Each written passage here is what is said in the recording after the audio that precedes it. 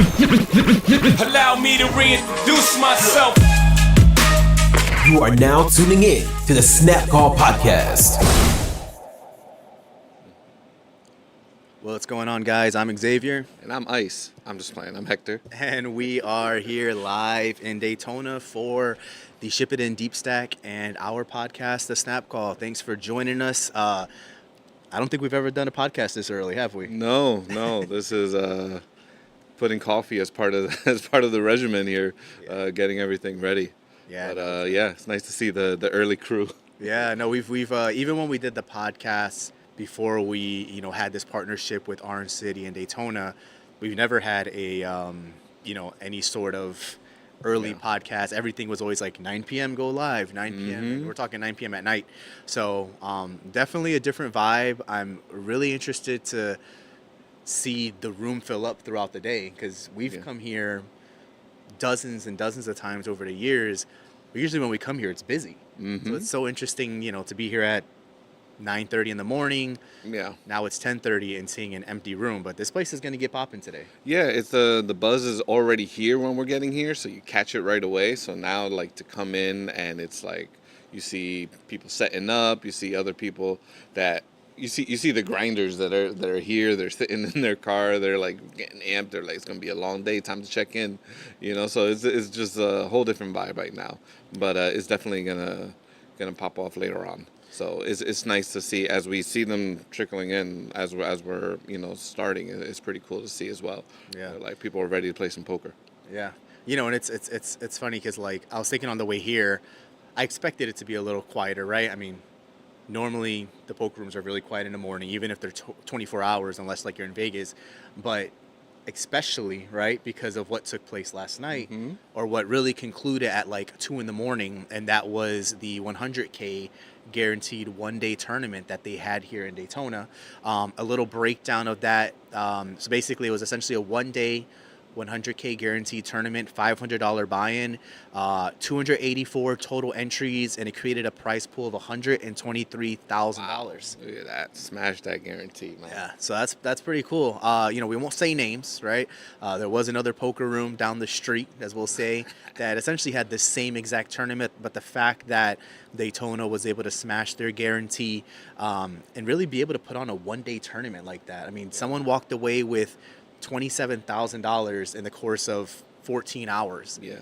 That's pretty cool. Talk about a nice little weekend. Yeah, I don't want to take away, like, all right, it's Black Friday, holiday weekend, that type of stuff.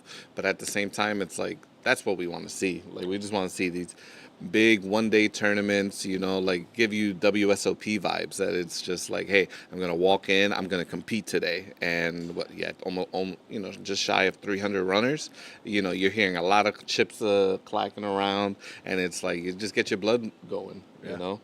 So you get a 5-figure score in one day you can't beat that. No, not at all. I mean, I think walking into a poker room is one of the best feelings for us, right? Like, you walk in, you see the brush, high hand, table 13. You hear these noises, right? It's very nostalgic at this point.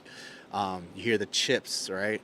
But there's nothing like walking into a big room with a tournament going on. Everyone going on break. There's just a different type of buzz. The only thing that's missing is like the casino, the slot machines going off, and well, I could do away with that. I'm just hearing thinking, some buffaloes in the background. I'm just thinking WSOP, right? Like going every day to grind for however many days we were there. Yep.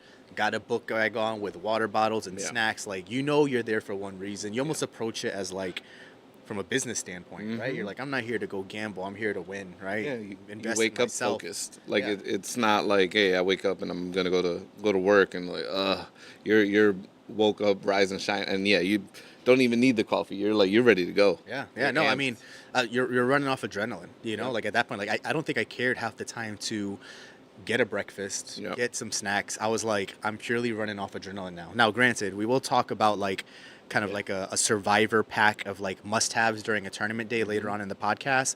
But, half the time you really can run on adrenaline. Not the smartest thing, but yeah, being able to walk into this room and, they were using the overflow section yesterday by where the dog track used to be for the majority of the tournament. And then the final table took place 30 feet in front of us.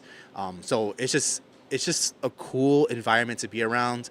If you play poker and you're primarily a cash game player, go take a shot at a tournament. Go take a shot at $100 nightly. You'll get a completely different type of experience. And then once you kind of get enamored to the idea of tournament poker life, you're gonna absolutely love it because it's a completely different type of like lifestyle and play style. Were they running satellites for this? They were running. I believe they were running for the 500 yesterday. Yeah, they were running satellites prior to it. Basically for like the week prior. So that's the one thing here is they pretty much will run a satellite for almost any one of their tournaments. Yeah. So it's like if you don't want to pony up $500, let's say that's not in your price range, you can go and play a $150 satellite, and you may not need to even take down a whole table in order to get a ticket, which is nice. Ice took down his nightly or his satellite, and it was heads up when he jumped in. it was basically a spin and go. Yeah. So for those that don't know, Ice jumped into basically like $100 satellite, and spun that up to I think it was to a $250 that's really ticket, good. which may not seem like a lot, but he jumped into a satellite with only 2 players left. No, he had 2. So he had the $250 ticket and the $350 ticket. Yeah, 2. Oh, that's right. He did. Yeah, so he got really good value. He got a buy-in into the Almighty stack, which was a 100K guarantee tournament. Yeah. Is that what it ended up being? And then he also got a ticket for a satellite to go into the Moneymaker main, which will be taking place at Orange City here very shortly. And we'll talk about that in a little bit. But essentially, the Moneymaker Series does kick off this week in Orange City. But yeah, going back to the 100K that took place yesterday, $27,000 up top. Main cash was $1,200. We talked a little bit about how the guarantee got hit. But you know what? Like, we talk about these multiple day tournaments, right? Like, you're going to come out and grind, meet a couple hundred to 1,000 people over the course of maybe 2-3 days, right? Yeah. I don't think we've ever talked a one-day tournament. Yeah. With that big of a guarantee. It's not the norm. It's not the norm, right? So what is we always talk about like strategy, right? And strategy for one of these tournaments is always going to kind of be like pick your shots, take advantage of the great structures they have here early on, but then ramp it up when you need to. Yeah. But then with a one-day tournament, right, like fatigue kicks in more than ever, right? Because usually in Vegas you're playing 9-10 hour days and then they call it. You're playing to a winner here, right? Like what is your thought process as you come in for a one-day tournament, but you're not playing a ship it and deep stack for 3K up top. You're playing for 30K still. Yeah. What's your thought process there? My thought process is going to be, first I'm going to wake up amped and ready to go. I'm not going to even want to sit for breakfast or anything, but I need to slow myself down. So I want to make sure I'm prepped. I got healthy snacks for the day. I got something that's not gonna jump my sugar or anything like that. I will have some caffeine drinks there as well. Caffeine does help with short-term memory and things like that. So I do want to stay sharp, but I want to space them out in a way that is going to keep me even keel throughout the whole day. Not crash. Eating gummy bears for breakfast and expecting that to last me, until break or something like that. I might ride my energy until maybe 2 or 3 hours in, and then it's all right, now I'm settled in, let me go get a sandwich or something like that. Yeah. I definitely want to take advantage of the breaks, 15 minutes, maybe call a couple people. I probably won't talk about hands too much, because I just want my mind to reset and take a break. The hour breaks, definitely I might go to the car, close my eyes. Oh yeah. Something well, like in the ground that. Go sleep in your break room. Yeah. Your RV. Yeah, you it's not being tired or anything, physically tired, I won't be able to make the next break or anything like that. It's just you want to be at 100%, and so you definitely just want to stay even. You don't want to be ramped up the whole time and then just kind of die off when the money matters. Yeah. You want to be here, and then right when you're getting to those final 2-3 tables, you're ready to amp it up. Yeah.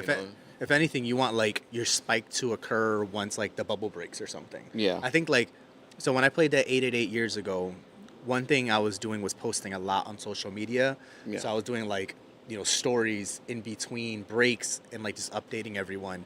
And sometimes I cringe when people do that. I'll admit I cringe when people do it because it's just dude, focus on your hand. Do what you're doing. Exactly. But I felt on Negreanu breaks. when he's at the final Yeah. tables, like, yo, put the phone down, man. down. Go get your bracelet. WSOP is capturing everything, right? Yeah. But I feel like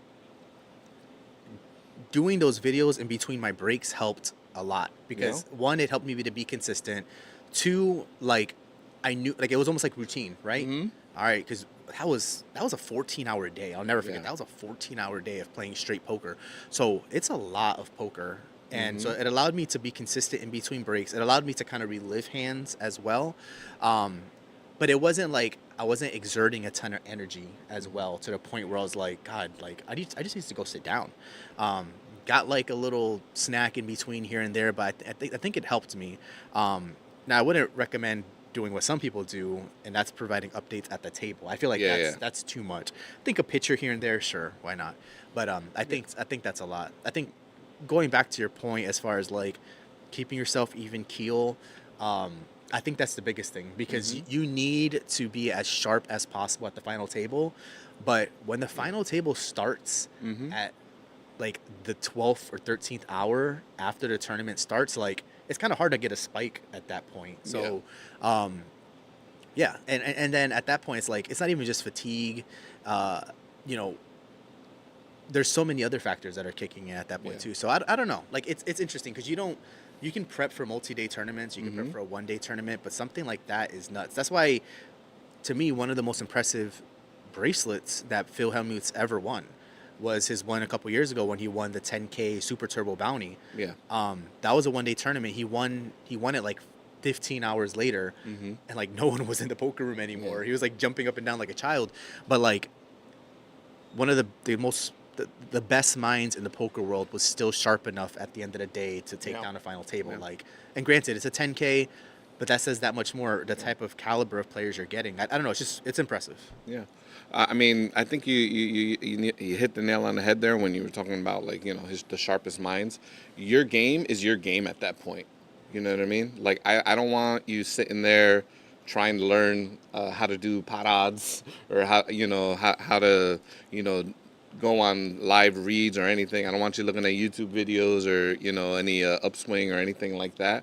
Your game is your game at this point, and just play it. Yeah. You know what I mean? I don't try to learn anything new. This all should have been done at prep and studying. Now, at this point, you're playing the game. So play the game and play with your capability and what you have, and you'll see how far you get, you know. And when you're done, then you can assess and you know, like, hey, I made a mistake here, I made a mistake there, and these are the things I need to work on so they don't happen later on.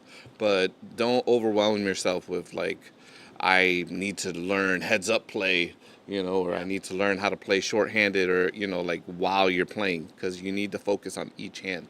Yeah. I'll say this, like, I've always been, I feel like one of my strengths has always been a single table tournament. Yeah. Like, I've always done really well. It's very rare if I bust like 7, 8, or 9 in a single table tournament.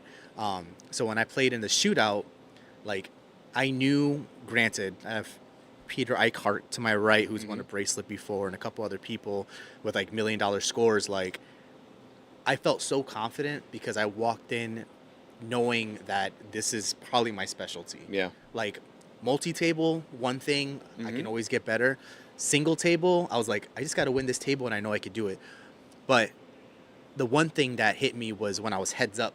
Yep. Because granted, I could be good at single table, but heads up isn't something people always practice and study for. Well, a lot of people don't get there. Exactly. You don't have a lot of chances to practice. A lot of people don't practice it because they don't find themselves in that opportunity very often, and it's variance, accounting for variance. You're not going to be heads up in a tournament super often, because then that winning every tournament, that's not likely. Yeah. So when I was heads up, I had like a 3-1 chip lead, and I just happened to get good hands, and I did play well, but I realized after I won the hand, and I think you were to my right after I beat the guy, and I was like, Hector, yes, let's go. Yeah. It hit me shortly after, where I was just kind of like, man, that could have went south like really quick. Like, you know, I played well, but I still needed to outplay him. And I had to still make a really tough call at the end of the day with like 2 overs on the board. So, you know, it's one of those things where it's like there's so many scenarios in poker. You can only prepare so much. Yep. It's tough. You know, a 3-handed, a 4-handed, heads up. Like, there's only so many. Like, to retain all that information is insane. Yep. That's my weakest game, is 3-handed heads up. You know, you can even see when we did our we did our nightly, snap call league. That was, me, Nick, and whatever. And then I just went in for third, and I was like, I didn't need to. I could literally had to fold two hands, and I was in heads up, But I just You would have won the league probably. yeah, I make mistakes at the most crucial points because one, I'm not really in them. Two, it's late at night. You've already gone through all this. I'm probably surviving off of beer and gummy worms or whatever it is. You know what I mean? So it's just same thing with the shootout. That just like you, I'm good. 9 people, 6 people, but we get down to 3. I had the chip lead. I lose a random heads up. I had kings. He had 5s. He gets a 5 on the turn, and I was crippled. And I was just down. I couldn't recover mentally, and I didn't pick my spots after that. I was just like, I already lost. I'm done. It was one of those types of things. So, but yeah, that's my hardest part of my game too. To this day, 3 people, 2 people. Sorry, I'm trying to see if Ice can make these lights in front of us a little brighter because we got the brim of our hats covered, the little shadow. Yeah. So to this day, I'll never forget that. I'll never forget. We go on our first break. Me, Ice, and Hector are in the $1,500 shootout. This is 2017. I'll never forget Hector. We're saying where our stacks are at. I say my stack. Ice says the stack. I look over at Hector. And Hector's like, he's like giggling like a girl, and then he's just like, yeah, I've got a 60,000, whatever. Yeah. Like basically, you had like a third of the chips at the table. Yeah, pretty much. Yeah, and I knocked out 3 people right before the first break. I caught like 2 full house. I was just on a rush. Yeah. Everything hit. Open-ended straights. Hit that on the river. Some guy like bluffed 3/4 of his stack when I had aces. With nothing. And it was just. Now, let me ask you this: everything was just going perfect. Was there any hands? I know it's hard to remember. Oh, it's like blue. Yeah. No, go back to the other color. Okay. That's fine. We need to get like some lights there because these are above us more. But it's fine.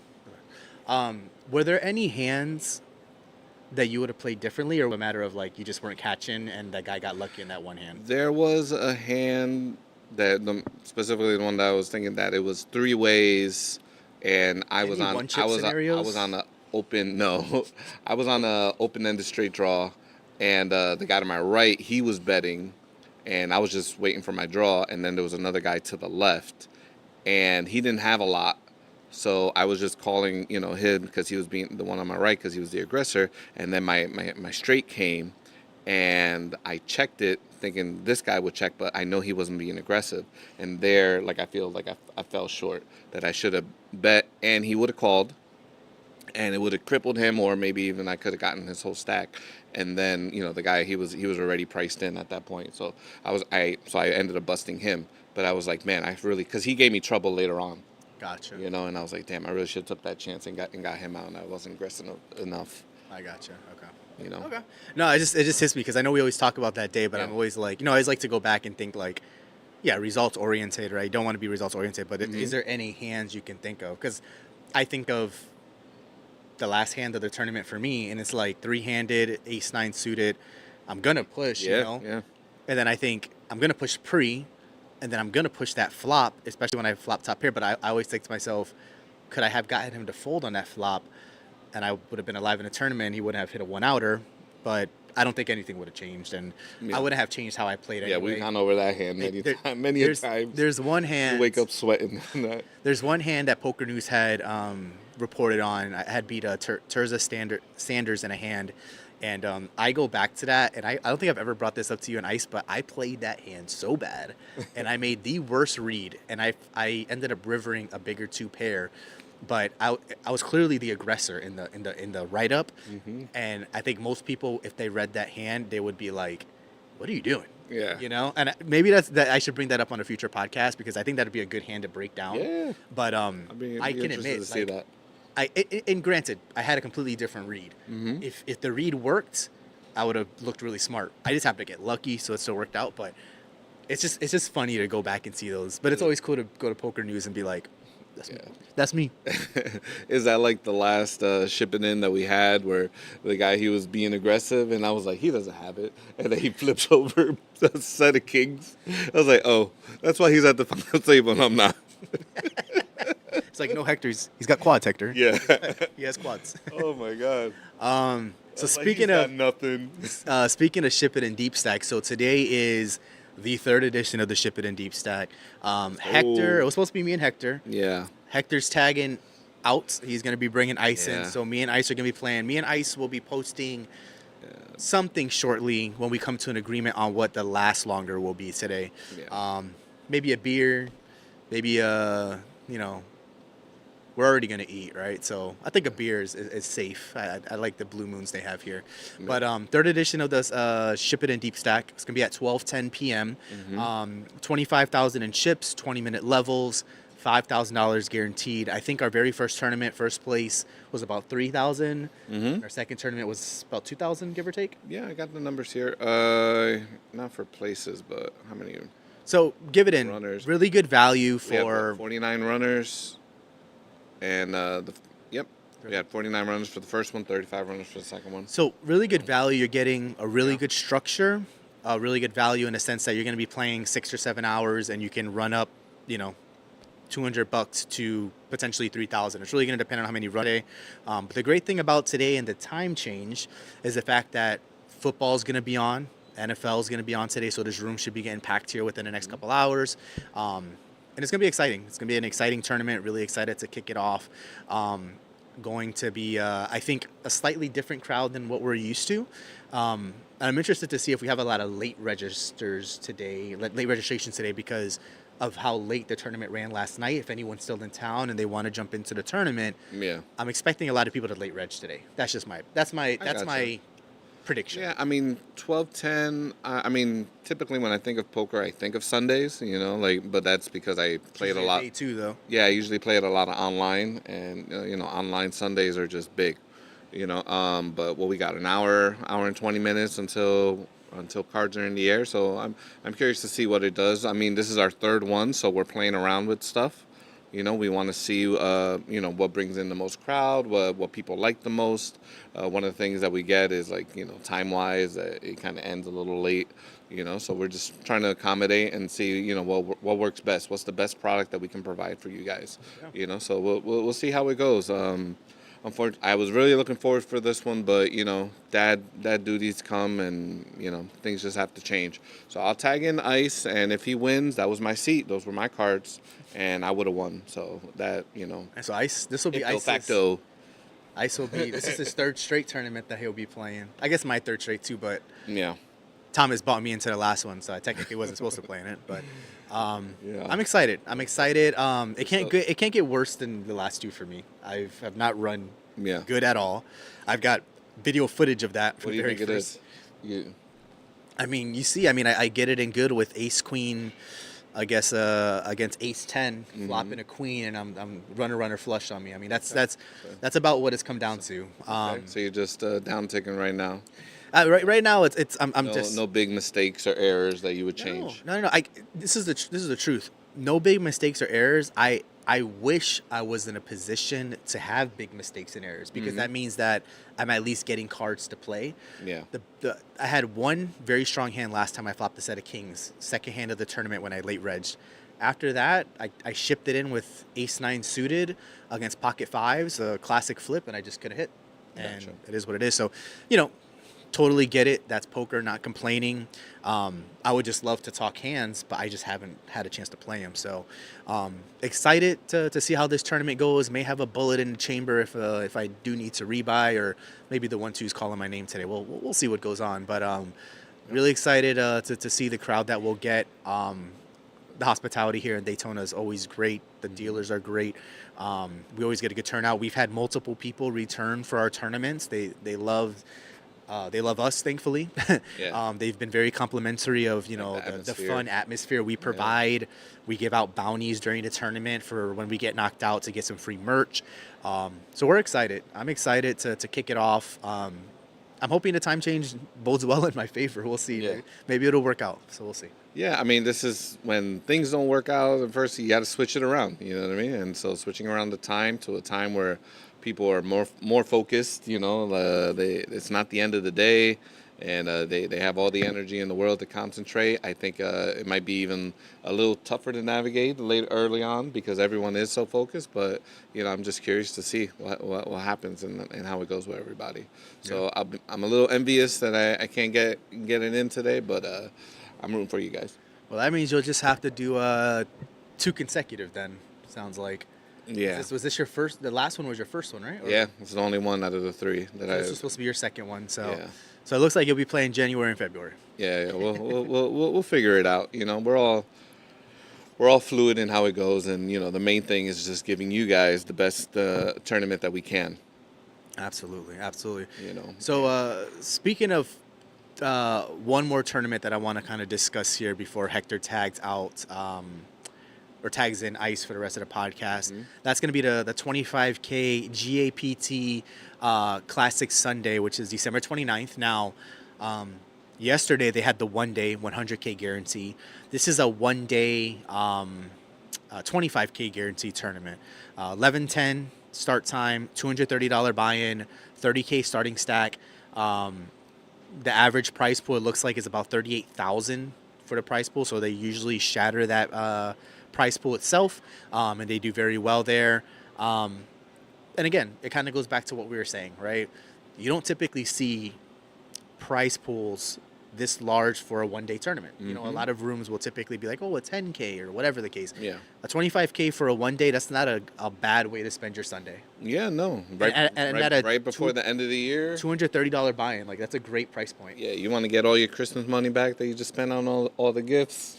You know, try to end the year, you know, up. I think it's a great last call, you know, for poker in general. And 25K on a Sunday, I'd be excited. I might be able to play that one depending on how things go with the family, but that's definitely one I've had my eye on. Yeah, no, that's gonna be a great one. You know, for those that aren't familiar with Daytona and Orange City, you know, these rooms are 25-30 minutes apart depending on how fast you drive on I-4. So if you happen to live in the Orlando area, both rooms are very, very accessible.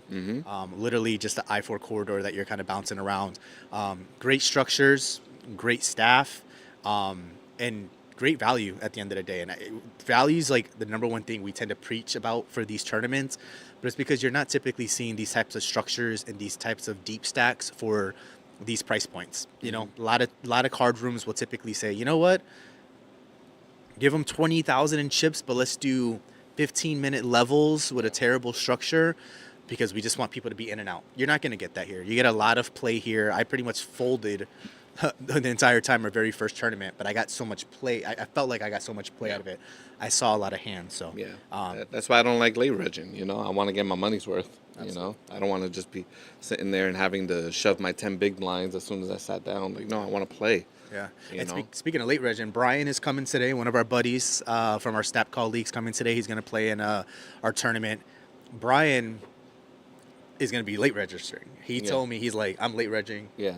That's going to be my strategy this time. Yeah. And I told him, I'm like, hey, go for it. A lot of pros, like, they play better when they're forced to play more hands. Some people just don't have the patience. So I think that works in Brian's favor because even Brian said, like, he realized he was opening up too much and he was too loose. Yeah. So it can work in his favor, and he typically does well. Yeah. He's probably the most solid player that would be in our league outside of the core 3, you know? Like, he was probably the most well-rounded player with the most consistent results. Agreed. Yeah. When he was at my table, like, whenever he was at my table, it's like, it's going to be a hard table.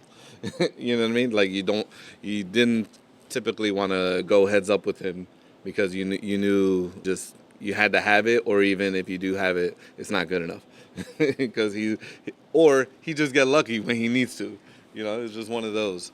But yeah, no, he was definitely one of the tougher players that we had on the league. You know, so it's good to see all the advice that we give of like getting here on time and all that. That's what works for us, and it just so happens that, you know, like, we kind of think the same, you know, all three of us when that's what we're talking about.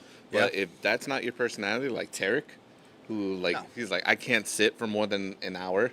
No. You know what I mean? No, we have max late reg. Yeah. You know what I mean? Tarek is the type of and even then, like I could see him playing like that at a final table. Yeah. Like I've played cash with him one time in Orange City, and he played it the same way. Yeah. And it's, granted, his style is more suited to cash because he's not a patient person whatsoever. But like, you gotta balance your range. You know, you can't play any two suited cards. Yeah. Any two connected cards like it's just not gonna work out. Agree. And the thing is, Tarek is probably one of the most analytical and smartest people I know, and I truly mean that. But he just doesn't have the patience piece. And if he had the patience piece, I think he'd be a better player than half of us. Like I really do. He's that smart. But poker's not for everyone. No. Not for everyone. Well, at least tournament poker is. Tournament You know what I poker. mean? Yeah. Tournament poker. So we're gonna switch up gears here. We're gonna talk about the 150K guaranteed Almighty stack that's coming to here in Daytona. But first, let's get ice on. Ice, come on through. Victor, see you at the merch table. Yeah.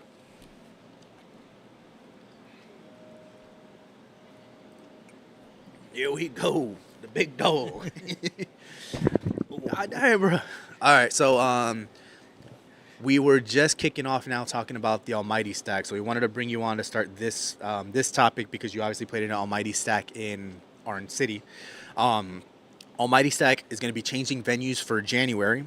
And not only are they changing venues and they're going to be here in Daytona versus Orange City, it's now going to be a 150K guarantee versus a 100K guarantee. Quick recap on the Almighty stack: $400 buy-in, 100K starting stack, 30 to 40 minute levels, 30 minutes on day 1 and 2, and then it pops up to 40 minutes on the final table. And then they're going to be streaming the final table at this table on YouTube as well. So Ice, just give us a little quick recap of your first Almighty stack experience in Orange City, and then your thoughts on the increase in the guarantee. Yeah, so I played a satellite to get into the Almighty. So for me, I was pretty much kind of free rolling into the tournament. Give it, like, you know, obviously I paid to play the satellite. So I sat down. You start off with a 100K starting stack. Great, like, because you can, like, literally you can grind poker. It's not something like, hey, after a certain level, certain bigs, like, I have to push. It's like you sit in there, and there was a time I got up to 500K. That's like 300 big blinds at the time. So it was just like, it was nuts. So it was just like, that tournament structure is great. The price point was at 250 at that time with a 100K guarantee. I thought that was interesting. They increased it, but it makes sense from a guarantee standpoint. Yeah. So they increased it to 400 at 150. And I was kind of like, okay, like that's kind of, it's multiple days, so most likely they get it. But then seeing the results they had last night for the 100K for one day 500, so it's just like I'm pretty confident they're gonna not only just get the guarantee but surpass it by a decent amount. Yeah. Structure's great. Obviously this time is in Daytona, so you kind of cater to tournament players like Newsom on the beach and, you know, just in the area Daytona more. Even like Jack's players will come down, Orange Park, like those places. But the structure's great. I'm gonna try to satellite into it, because now I'm all about satellite since I won one. Never play satellite, so it's just like I'm all about it now. But it's a great structure, man. I'm just excited that more like different type of tournaments are going on in like our area. So it's not like you don't have to go to WSOP every year to figure it out. Like play different tournaments. Like now it's like showing up in our area. The guarantees are great and they're hitting too. And it's just like the feedback is amazing. So I'm excited for that one too. What's crazy is like I remember when, you know, we predominantly have played cash all our lives, and then, you know, we started picking up tournament poker like 2017, 2018. But for years we'd be like, yo, you see the one slick 100K guarantee, 150K guarantee coming to Hard Rock, like, yo, we should do that, or the big slick, whatever it was called. And it's funny because back then that was a big deal. Having a 100K guaranteed tournament at the Hard Rock was a big deal. And it wouldn't happen every month. It would happen like every other month, every 2 or 3 months. There's a 100K guarantee every month now. Oh, yeah. And Daytona and Orange City is providing that. And I think that speaks to the level of competition. But even more importantly, for the growth of poker, that speaks to the level of demand. Like, the fact that you can put on 100K guaranteed tournaments on a monthly basis tells you poker is alive and well. So I was just thinking the other day, like, especially last night when they hit the guarantee, it's just like, were they scared to put these tournaments on? Did they not have the staff as far as like dealers to cover the tournaments? Like, were they scared to do these big tournaments themselves because they were scared not to hit the guarantee? But you see it now. You put the tournament, people are going to show up. And like last night, like I heard you guys talk earlier on this podcast, they had competition too, same exact structure and everything, and they killed their guarantee. So it's just like, put the tournament up, the poker players will come and play. Yeah. And that's amazing because then you get a situation like us that we can go to WSOP for a couple of weeks, but it's just like, okay, we pick the tournaments we want to play, but it's just like, it's not like, hey, we just looking forward to that. It's like, okay, now we have tournaments this month or 2 months from now, and it's just like great guarantees. Moneymaker tours coming, so it's just like, man, this is poker in Central Florida is South Florida, all over Florida is on the rise. Yeah. And speaking of tournaments, specifically a series, Moneymaker kicks off this week. So Moneymaker kicks off essentially a 2-week-long series at Orange City on the 4th. So we're talking, and we've talked about this plenty of times on the podcast, but because we're a couple of days out, we definitely got to mention it. We're talking events from every price point for the most part, not just Hold'em. Lots of mixed events are taking place. If you've been in the room when a Moneymaker tour is present, you're going to see multiple pro players that travel for these tournaments as well because of the name, right? But also because of the value that you get in these types of tournaments as well. That's going to be in Orange City, and that's going to be fun. Like, that's going to be the first big series that Orange City is going to be hosting, and I would imagine it's going to do amazing. We'll be out there the 7th and the 14th doing some podcasts and being out there with the merch table and meeting and networking and whatnot, but that's almost like our Super Bowl right now is going to be the Moneymaker Series. that kicks off on December 4th. I'll be there on the 3rd playing the satellite to get into multiple events. It's a 350 satellite. So I'll be there on the 3rd on a Tuesday. So anybody recognize me, stop by, say hi, show some love. I'll be there. There's 700K in guarantees. Right after we had the Almighty, right after we had the 100K yesterday, you're going into like a big series here. You have the 200K guarantee, $400 buy-in. That's going to surpass the 200K. It's going to be close to the 300K most likely. Great value, and like you said, just the presence in the room. Chris Moneymaker, usually Greg Kramer. They have some vloggers that usually come. Sometimes Ryan DePaulo comes just to support Chris and this tour. Then you get players from down south, pro players from down south, Jacks, all over the world come just to play in these tournaments. It's amazing. And then they also do a stream cash game table too. So think about it. Maybe you have the chance, maybe not. But you see Chris Moneymaker playing cash with your locals. That's pretty cool. Yeah. And the great thing about that cash game is it's not a private cash game. You put your name on the list, you have an opportunity to play with a main event winner and arguably the most popular main event winner of all time. You can't do that at every poker room. You go down south, won't name any rooms, but they run some really big private games, cash games that you have a chance to come out to Orange City and play some cash games with Chris Moneymaker. I would take my shot if I were you. Oh yeah. Really exciting stuff there with the Moneymaker Tour kicking off. And we get more into detail on the Moneymaker Tour next on the 7th when we have a podcast there. That's going to be pretty much day 2 of the event 1, the 400, 200K guaranteed. So we're going to touch more on that. Absolutely. So speaking of tournaments, right? And we'll kind of keeping a theme here as I switch some stuff around. A little bit of controversy, right? I don't think it's too much controversy, but I think it's something that could be mentioned. You have Doug Polk, right? So for those that don't know, Doug Polk, really a cash game heads-up specialist, does tournaments from time to time, but he has the Lodge Poker Room in Texas. That's his poker room, and they're putting out a ton of promotions. Like that room is booming. And that's co-owned by him, Brad Owen, and Andrew Nemi. Yes. So the marketing is crazy for that. Yep. So he the name alone, Doug Polk, right? Like their whole scheme, I want to say scheme because that makes it sound bad, but their whole setup there is very different than Florida-based poker. But they're busting out huge tournaments with huge guarantees on a consistent basis. Now, there's a little bit of controversy with Doug Polk right now because he was a chip leader in his own tournament. So, as a poker operator, which he is at the end of the day, he has a license, raised some red flags, right? Playing in his own room, being a chip lead in his own tournament, obviously a very seasoned pro playing against a lot of amateurs. People don't like that. So I wanted to ask you, get your thoughts. As a poker operator, should you be allowed to play in your own room? I would say no, just because you have to consider it more of a business instead of like, hey, I'm gonna grind some poker. The only thing I would say is he does his cash game sessions on YouTube and stuff like that. He's always playing, so just like you can't have him on live stream playing and then complain when he plays in the tournaments because it's necessarily the same thing. You're on the feature table and stuff like that. But I say he shouldn't play just because a lot of security goes into these live streams and stuff like that. And a lot of times the owners know exactly what's going on, and he's one of the owners. I'm not saying anything about Doug Polk because he's a great player, and I would love to play in a tournament that Doug Polk is in.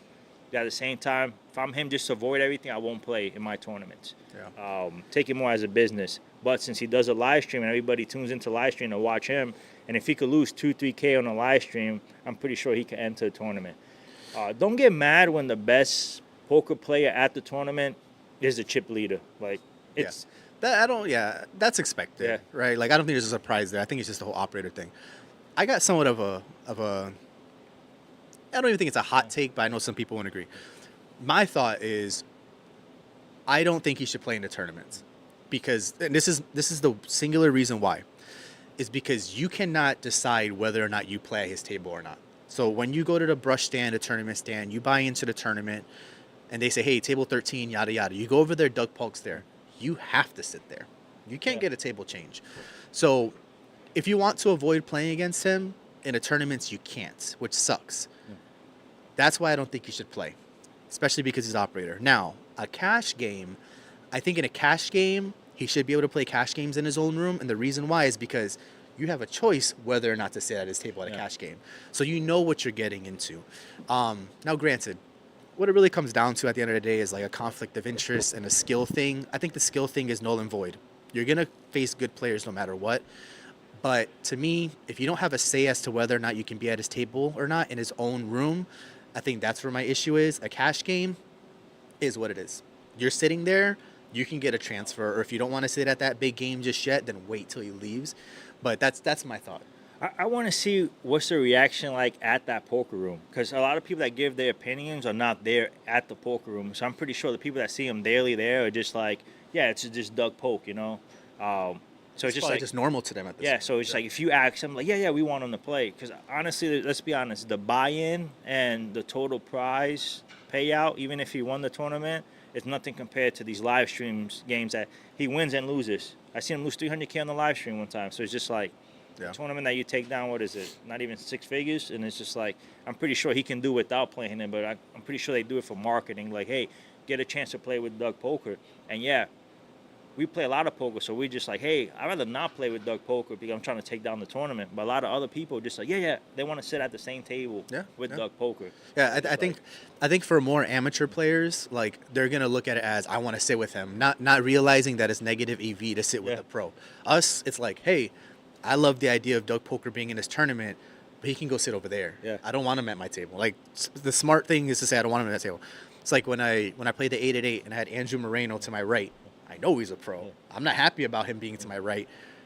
Well, I guess I'd rather be to his left. But, you know, at the end of the day, like, you just got to play your game. It is what it is. I have no control over that. But it's cool to know you have these pros at your table, but you don't want your pros at your table. Like, I don't care to say that I played with Doug Polk.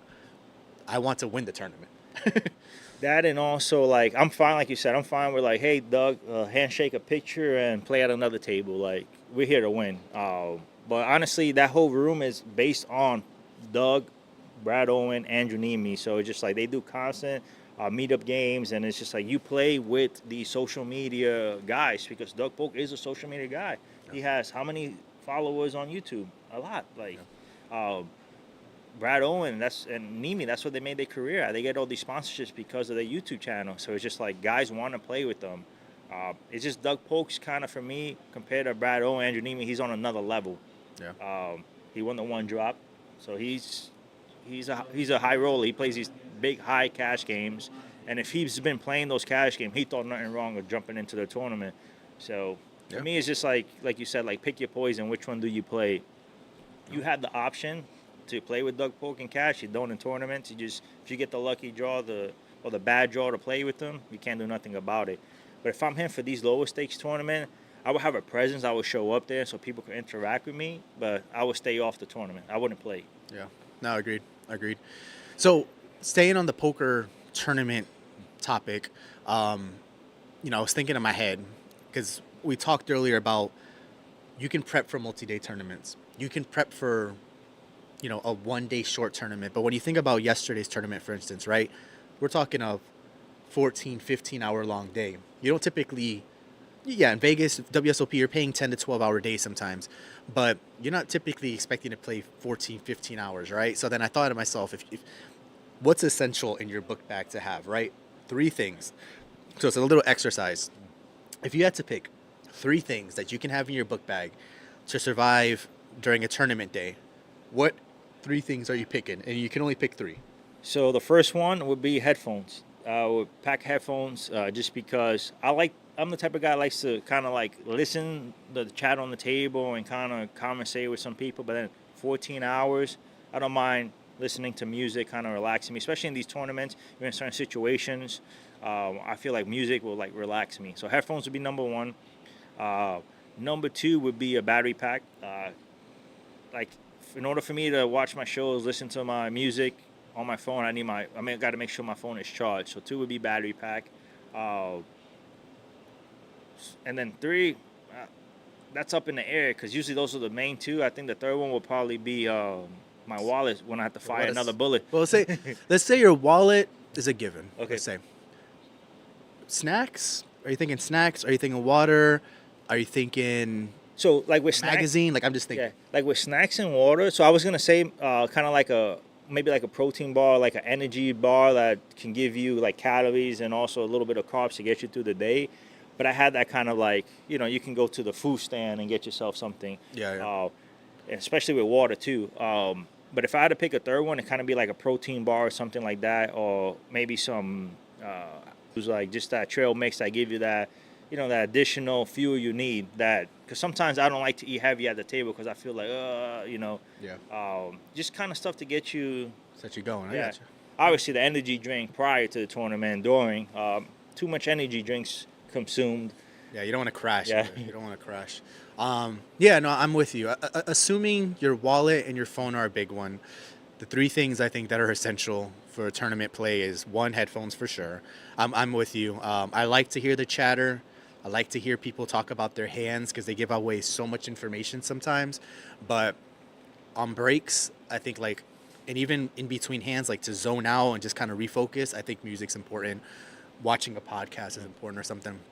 2, definitely a snack. And the reason why, I didn't consider snacks that important before, but sometimes you're playing hours at a time without breaks, and it's you can go to the food court, but sometimes you need something right there and then. You feel the crash come in, it's I need something. So some sort of snack, a protein bar, something. And then the third thing is, and I only say this because I feel like after, by the 8th hour of the 8-at-8 tournament, my throat started getting a little scratchy. Hand sanitizer. At this age, we get sick so often. I feel like you're at a table with 9 other people. You're getting flip-flop tables for 14 hours. There's germs everywhere. I feel like that goes a long way because the last thing you want to do is start feeling like crap in the middle of a tournament. That messes up your psyche. I'm not trying to do that. So I think sounds silly, but I think sanitizer goes a long. I think besides sanitizer, probably do a vitamin C or vitamin D. Those packets. The package and stuff like that. They have just to boost immune system. They have the hangover packets too that give you a ton of electrolytes. Yeah. Those are great. Brian always has them on him. I don't know why. And it's funny because a lot of people are just electrolytes. You guys are sitting down playing cards. How much energy do you burn? It's just it's not the physical energy, it's the mental, and just it's a grind. 14 hours sitting down, your back hurts, everything. It's a grind. So absolutely. And that's something I need to get better at, playing these long tournaments. Yeah. Awesome. So real quick, we're gonna kind of go. We're gonna switch up gears a little bit because we did get it started a little bit later today. We're gonna shift into sports and kind of run through some of these topics a little quicker. But I want to get your thoughts. F1. F1 happened for the second year in a row in Vegas. It seems like no one that is a Vegas resident likes F1. No one. It causes a ton of traffic. They rip up the strip. They ripped up those trees at the front of the Bellagio before, and people, residents specifically, complain a lot about it. Us, we don't live in Vegas, obviously, but does that interest you to go to Vegas and be able to see an event like that? Because when I go to different cities, like I like to go visit baseball fields. I like to see a sporting event in a different city. Like that interests me. I'm not into F1, but I think it's a cool event. I wouldn't mind seeing it outside of the money. Does that interest you whatsoever? Like something like that, or you can care less? If you were in Vegas and you got a free ticket, would you be playing poker or would you go check out the race? So if I had a free ticket, I would check out the race. That does interest me. I like Formula One. Like you were saying, the locals hate it. I had a buddy from work went to Las Vegas, and he was complaining because they had pretty much like the fences set up, so the walk, like he just couldn't cross like where usually you cross. You have to walk all the way down, and then a lot of stuff was on the construction, so he didn't like it at all.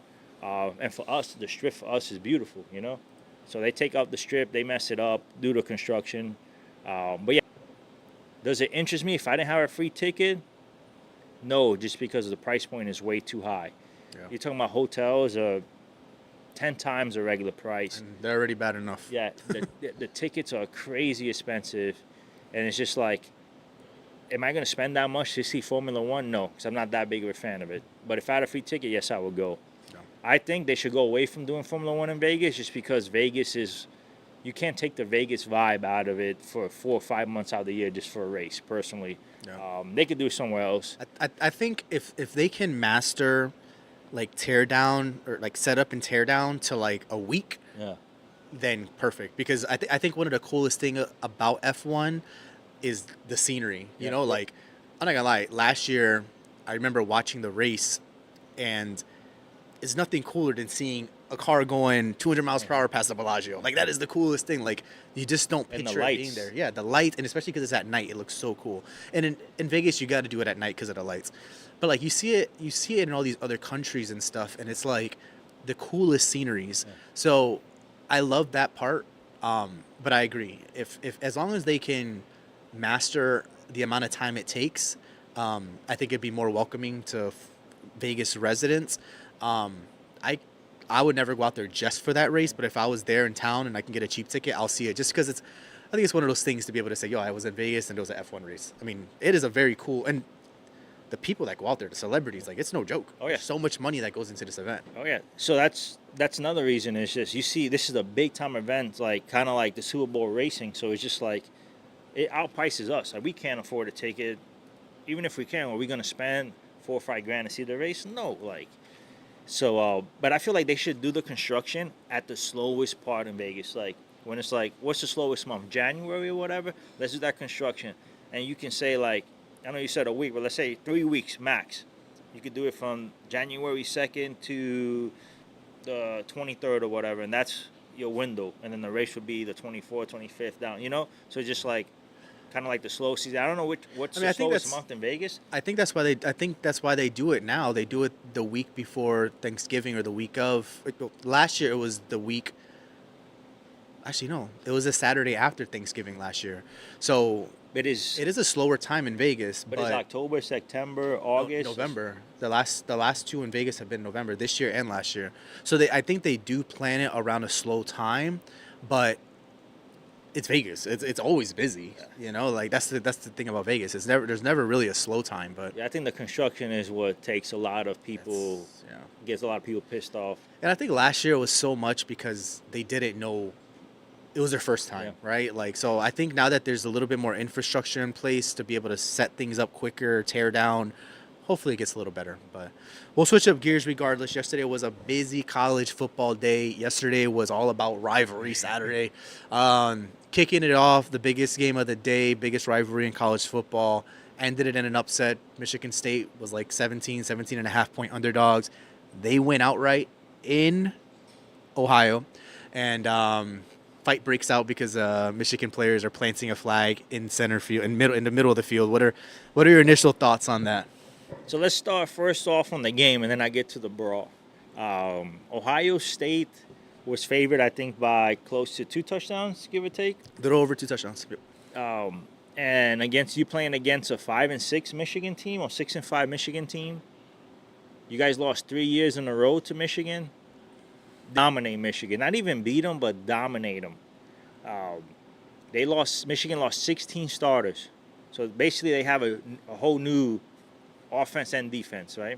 They lost a lot of pro talent to the NFL. Ohio State, besides the game against Oregon, they've pretty much been running through college football. Because even again, the game against Indiana, which was going to be and Penn State was going to be their toughest outing, they pretty much dominated the game. So you go against your rival at home and you lose. And not just you lose, you put up 10 points. Like that, it's an embarrassment performance, especially your quarterback that you pay multiple millions of dollars to get him from Kansas State here. Like there's no excuses. They suck against Michigan. Ryan Day needs to get fired. Come to UCF though, we'll take you. Yeah, we take you. We give you a second opportunity. But it's just like Ohio State. There's no reason, no explanation why you lost. Are they recruiting guys that don't take this rivalry serious and don't come up to prepare for this game? Or maybe the coach doesn't get these guys hyped enough for this game. This game is supposed to be like, I don't care Michigan's 1-10. You guys got to come to step on their throat. And it's just like, oh, no, we beating them by 30. Let's take out a quarterback in the fourth quarter. No, you leave them in and you beat them by 50. Like, this is a rivalry that all fans look forward to. And you disappoint. Yeah, there's people crying in Columbus right now just because. That can't happen. You can't do that. Like, you get hired to beat Michigan. Yes, a national title is good. And you guys have the team to compete every year for a national title. But literally, Ryan Day, your job is to beat Michigan. You beat Michigan, you're loved in Ohio State. But you can't beat them. So it's just like, it's time for you to go. Unfortunately, like, I will fire him before the bowl game. Let me ask you this. So we know Ohio State's going to be probably in the playoff regardless, right? They have the resume. It is what it is. Yeah. Was this a bigger win for Michigan, or was this a bigger loss for Ohio State, program-wise? So that's a tough one. Like when you think of ramifications, right? Like let's say Ohio State doesn't win a national title, you can potentially fire your coach, right? But Michigan, who's rebuilding, now has a very big signature win of their year. What was the bigger impact on which program, you think?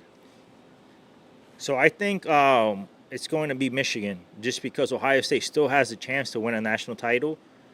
So if they win a national title, obviously they're still going to be pissed they lost to Michigan, but it's going to kind of be like almost a wash. Michigan now, they took crew from LSU. Paid him multiple millions of dollars. Tom Brady actually got involved in that. You know, he called the guy and kind of like sweet talked him. So he's going to Michigan. So now Michigan beats Ohio State. So now you're taking these kids that grew up being a Big Ten fan and trying to decide between Ohio State and Michigan. Now you're like, hey, we got the number one recruit and we beat Ohio State. So it's just like, and we have now our players are returning and we're starting to build that core again. It's like, if I'm a recruit, it's just like, okay, and Michigan has the money. So does Ohio State towards Michigan, just because Michigan has their coach that was there when Harbaugh got suspended. So, and a lot of players like him. Now with Ohio State, you don't know what coach you're getting next year. So a lot of these players that committed because of Ryan Day, they can leave. They're like, oh, no, it's not the same coaching staff. I'm taking off. Because a lot of these like receivers and stuff like that, they commit because of their wide receiver coach, because of Ryan Day, their offensive coordinator. I'm pretty sure they let go of Ryan Day. They can let go of the whole staff. Like Chip Kelly's he's the offensive coordinator. So it's like, hey, you guys are a package, get out. So just like, it's definitely a bigger win for Michigan, just because Ohio State still can prove something in the playoffs. Yeah, I would agree. That's where my logic is Ohio State can still bounce back. It's a bad loss, but their only other loss was to Oregon. So by 3. As long as they don't, let this loss get in their head, they can still potentially win the national championship. And then they'll look back at Michigan and kind of laugh at them. Michigan, this was their Super Bowl at the end of the day, let's be real. But now, specifically, not even just what happened after the game, but all across college football, we had the flag placing in the middle of the field. across multiple games. Personally, I loved it. I absolutely loved the chaos that ensued. The pepper spray was a little bit wild, but I loved it. As long as it doesn't get too out of hand, I think it's great for college football. You want to see those rivalries, especially when the rivalries can tend to be one-sided, right? If you're going to get your ass kicked, you need to be throwing some hands. So you need to play for a little bit of respect. Overall, but all of college football, what transpired across the entire day? What were your thoughts on the rivalry games? Awesome, amazing. I'm gonna get first point I'm gonna talk is Ohio State, Michigan. So Michigan planted a flag on Ohio State. Ohio State took exception to it. That's the one that I'm kind of like, Ohio State, you guys were favored. You guys disappointed yourselves. Like, don't try to act tough now because they plant the flag. You guys were supposed to dominate them, like pretty much like whipped them during the game, and you let them win. So it's just like, you have no excuse. I know you want to defend your turf, and I get it. At the same time, it's not only embarrassing that you guys lost, but then they planted the flag, and it's just like, Twitter is roasting Ohio State. They're just like, because Mason Graham called the other guy, I'm not going to say it, but, and it's just like Mason Graham, 3-time Big Ten champ, national title, top 10 pick, potential top 10 pick. And the guy that was, arguing with him is just like 0-4 against Michigan. And it's just like, it's embarrassing. Yeah. The other games, like NC State, North Carolina, when they were tossing flags and stuff like that, and Arizona State, I love it. Like, it's just like, because those are games that are like rivalries, but it's just like, not one team is super favored. So it's just like, just kind of like, it builds that rivalry. Maybe they can get to Ohio State, Michigan rivalry in the future, maybe 20, 30 years down the road. But it's just like, I love it. Just seeing it, like, not a fan of either team, and it's just like, yeah, like, you want to see this. Obviously, the brawl kind of gets out of hand, but it's just like, if you're home and you let the visitor team come and dominate you and then plant their flag, you kind of deserve it. But yeah, no, 100%. It makes me kind of miss, like, I'm happy we left USF in the dust, but it makes me kind of miss not having a rivalry game with USF, because we always played them on Black Friday, and they dominated the series early on. And then the last, decade or so that we've played against them, we dominated the series. But there's a lot to be said about walking through a tailgate and seeing USF and UCF fans going at it. Not to the level of Ohio and Michigan, because we just don't have that history. Yeah. But rivalry games are great for colleges, great for the sport in general, great for recruiting.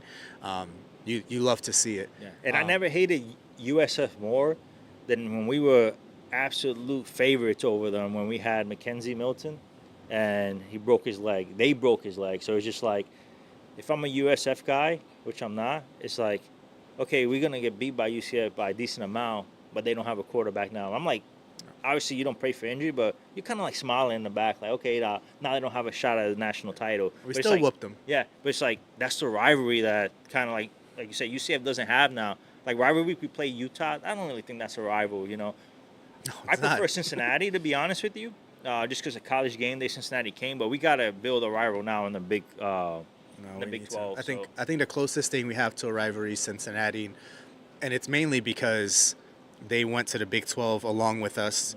We kind of had the same history, college game day years ago. So if there's anyone that could potentially be a rival, it's that. But that's definitely lacking for UCF right now. But I don't know if I want to play a rival right now with the state of our team anyways. Yeah. We'll get to that in a minute. Another good one was Florida, FSU. Obviously, Florida was favored by a lot. FSU sucked this year. But what I liked that Florida did was, because last year I felt FSU felt like they were too good for everybody, They had like they were the best team, and then they got screwed and stuff like that. So seeing them struggle so bad this year actually makes me a little bit happy. Yeah, no, I agree. I think it's been fun to watch the downfall of FSU. They didn't get into college football playoff.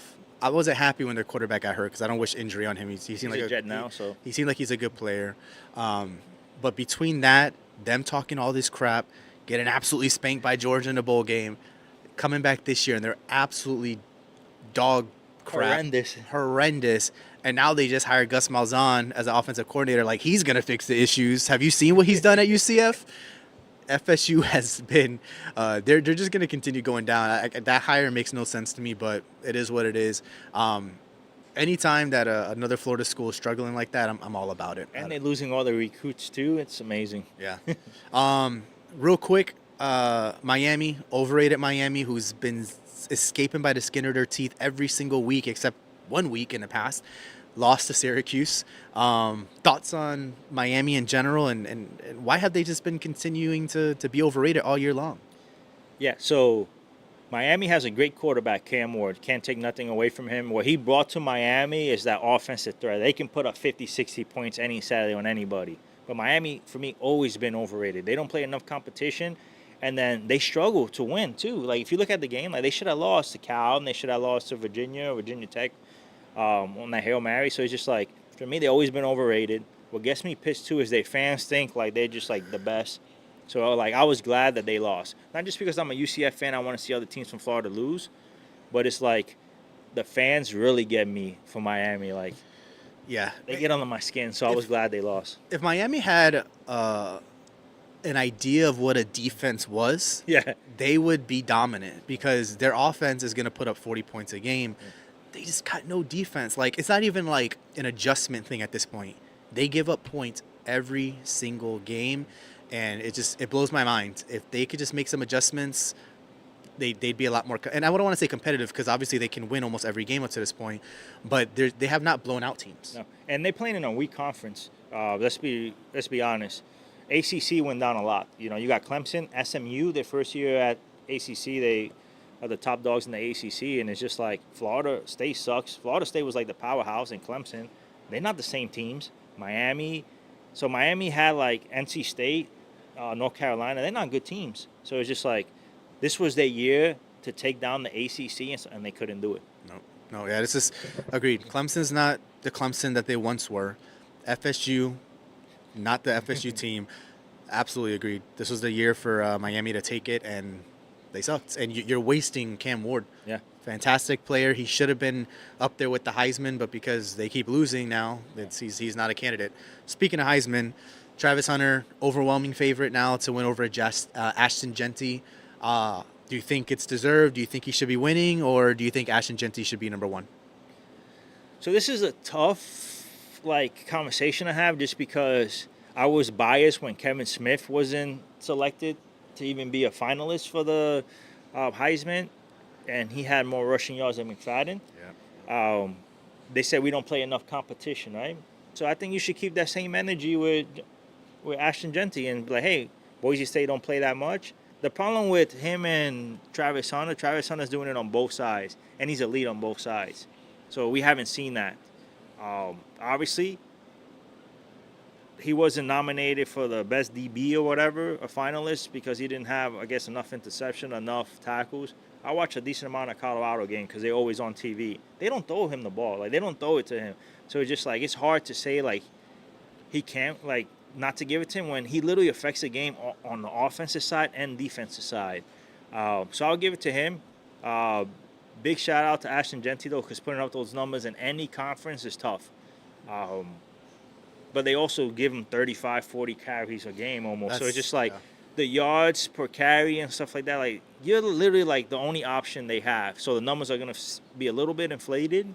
I actually I prefer Cam Ward over Genty, just because he took that program in Miami and made it into an offensive juggernaut. Let's be real. Miami last year sucked on offense.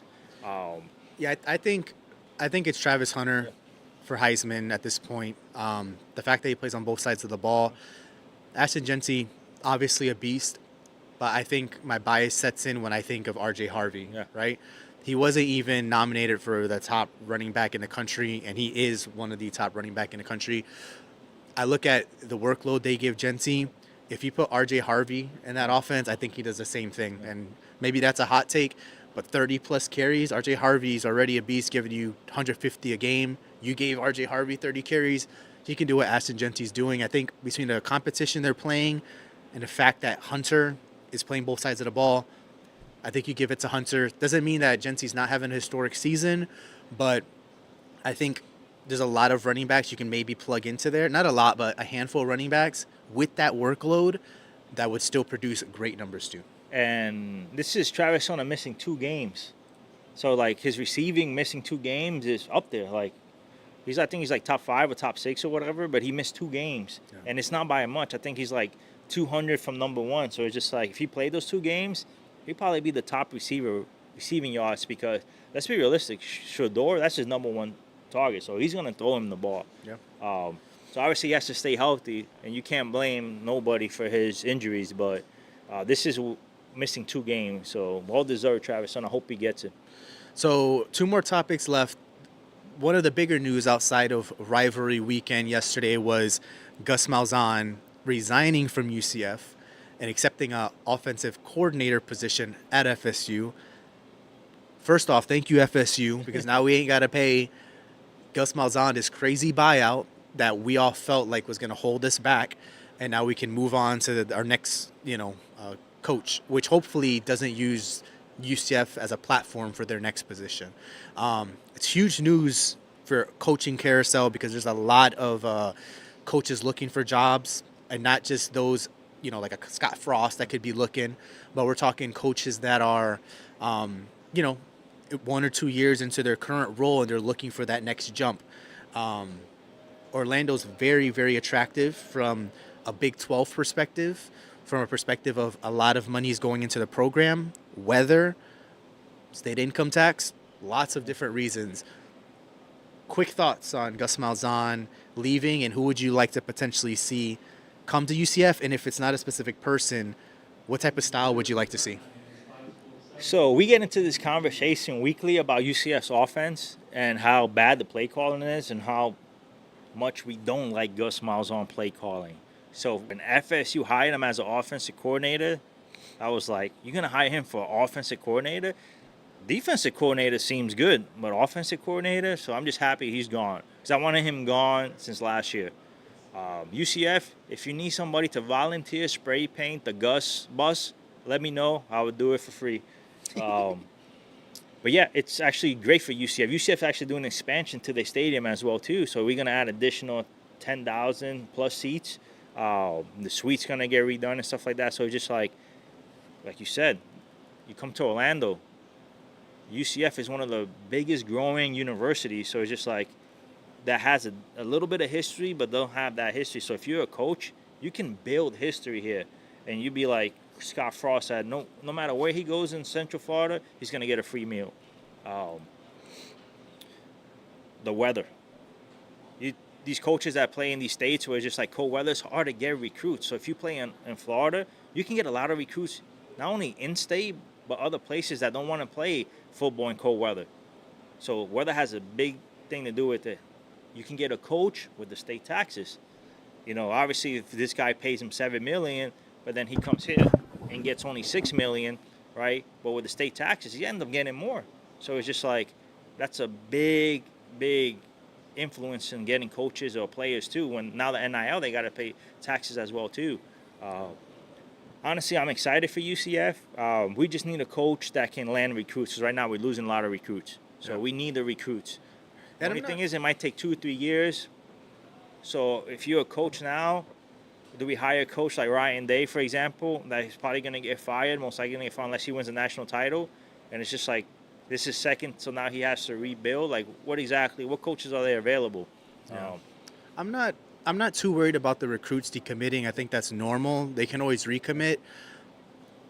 If anything, I'm excited because while there's decommits taking place, you still got the transfer portal. Yeah.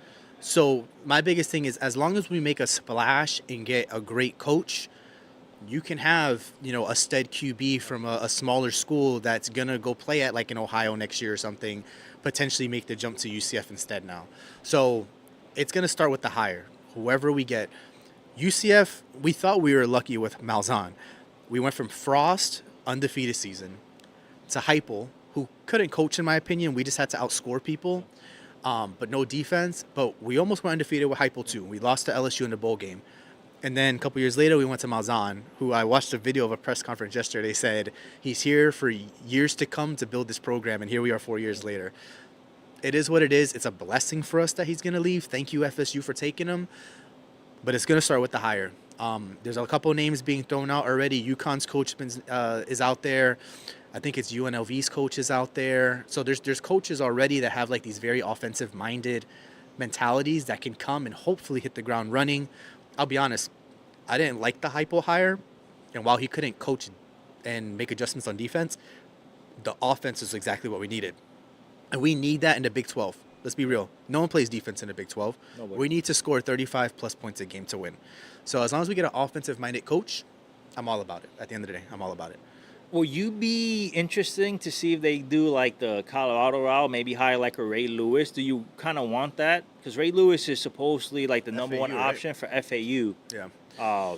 Do you want UCF to like storm in and take Ray Lewis just because of his knowledge of the game and kind of like the coaching staff he can bring? As far as like Ed Reed, for example, could probably be the defensive coordinator or the safety coach. Like, because look what Dion did. He brought a lot of like talent to the coaching staff, and these players are, obviously it takes years to build, but this is his second year. He's doing great. So like, or you want to go with like a proven coach already, and obviously Ray Lewis comes with the recruiting too. You can get a linebacker, top linebacker, like, hey, I'm getting coached by the man, Ray Lewis. So it's just like, how do you feel about that? I'd rather have an established coach. And the reason for that is because Colorado had the flexibility to hire someone that maybe needed a year to have results, right? Like, they went from one of the worst programs in the country to now in year 2, one of the better teams in the Big 12. I don't feel like our program is as low as where Colorado's was when Dion went there. One win. We were in a bowl game last year, and I don't feel like from a talent level we're that far apart. Now, if we do that, I'm not opposed to it as long as what you said.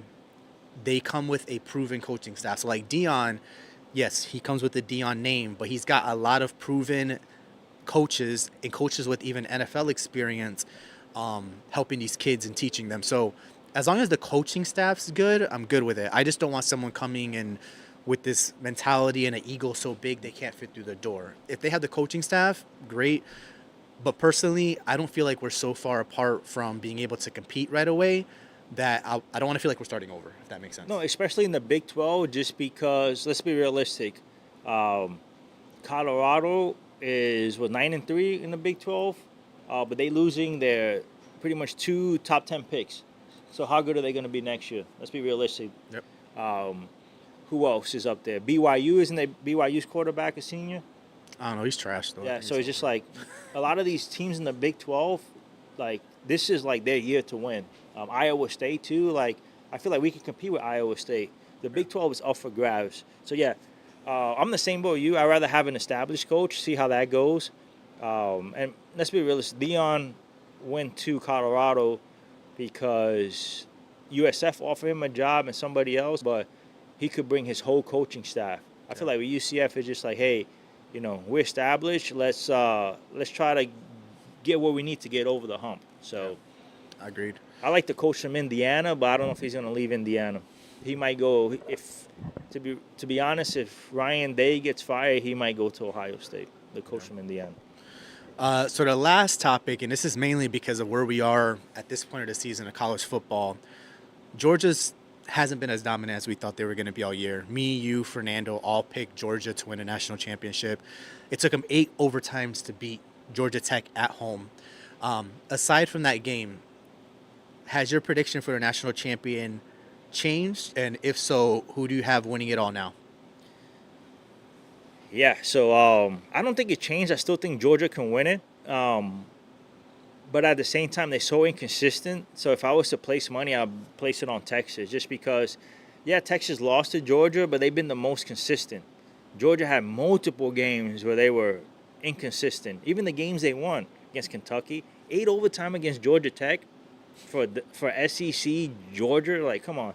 Like, so, but the thing is, they can run the playoffs and win the national title. So, like, I like exactly what college football is now because, like, even though Oregon's number 1, and Oregon and Texas, for me, are, like, the 2 favorites, Ohio State can win. Georgia can win. Like, you have all these teams that I'm not a big fan of Penn State, but Penn State can turn around and win. So, just, like, it's up for grabs. Yeah. But Georgia, for me, let me down this whole year. Like, you were supposed to dominate, especially with Bama losing Nick Saban. This was your year to, like, pretty much cement yourself as the SEC dog. Like, obviously, you're going to have Texas with their returning quarterback Ewers, and they had a lot of recruits, but it's just, like, the SEC and college football was going to be run through Georgia. Now it's Georgia's, like, hey, we can surprise and still win it, but it's just, like, nobody's taking Georgia serious anymore. Yeah, agreed. Yeah, I mean, I want to change it. You look at the Oregons of the world, right? But I don't feel like outside of the Ohio game, Oregon's really been challenged like that. They barely got past Wisconsin. Wisconsin's not a good football team. You look at, obviously, Ohio State. You look at Penn State. Penn State always struggles with Ohio State. Ohio State kind of got exposed this weekend, although I think it's more of a fluke and more because it's a rivalry game. So I don't put too much stock into that. But I think when you look at the grand scheme of things, I think the best defense in the country is Texas. And if I had to change, I think Texas wins it all. They held Texas A&M to 0 offensive touchdowns yesterday, a pick 6, practically in the red zone. They literally had to take it 90 yards back in order to get a touchdown. It was their only score of the game. Texas defense is legit. As long as Quinn Ewers does what he's supposed to do, because sometimes you don't know who's going to show up for him. Like, you don't know what type of player you're going to get from him. I think Texas wins it all. I think they have the best defense in the country. And Texas is lucky that Manning comes from a family that's really like, hey, if you're going to pick this school, you're going to stay there. So kind of like, hey, it's okay to sit down. Because if I was Arch Manning and Ewers came back like he did this year, I would have transferred to any school, probably got double the NIL money, and would have been playing now. So they real lucky for the next couple of years that they got Arch Manning. Yeah. He's going to be really good. Yeah, they're lucky he's patient. He's, maybe it comes down to morals that he's not going to another school, because that kid can pick whatever school he wants in the country and be the starter next year. It's that simple. So we are, though, 20 minutes away from the Ship It in Deep Stack. So we're going to be wrapping up here. Me and Ice are going to be jumping in here shortly. Ice, I think we need to have a last longer for today. It was going to be between me and Hector, but now that you're getting tagged in. Yeah, I was watching the podcast earlier. I was at the merch table. I'm down for a beer. All right, so we're going to do a last longer. We're shaking on it. Whoever lasts longer is getting a blue moon, and best believe I'm taking a picture and I'm posting it online, even if I do lose. Outside of that, 20 minutes, you can late reg, 5K guaranteed today. Moneymaker Tour arrives in Orange City in just a couple days. Almighty Stack next month here in Daytona. Lots of tournament poker coming up, guys. High hands are always real competitive here. Before we sign off, anything else to add? Yes, follow us on all social media platforms. We got the new merch out, the hats. Go ahead and get yourself one. Also, I'll be playing here December 3rd, Satellite. Come on, play the Satellite as well, too. We get you into multiple events. Like you said, Moneymaker Tour is coming up. It's just going to be a great end of year. Absolutely. All right, guys, we're signing off. If you're on your way here, please don't hesitate to stop by, check out the merch table, say hello to us. We love to chat with everyone. If you've played in our tournaments before, you know it's always a good time. We're giving out bounties today for free merch. We will have bounty chips on us. So we'll see you guys then. What a special guest for me. Oh, there we go. I was going to give it to Hector, but it's official. I got the donkey on the table today. Hector couldn't pass level 2 last time, so he's not playing this tournament. I think that's what's really taking place. But we'll catch you guys later, and we'll keep you guys updated on how the tournament goes today. Catch you then.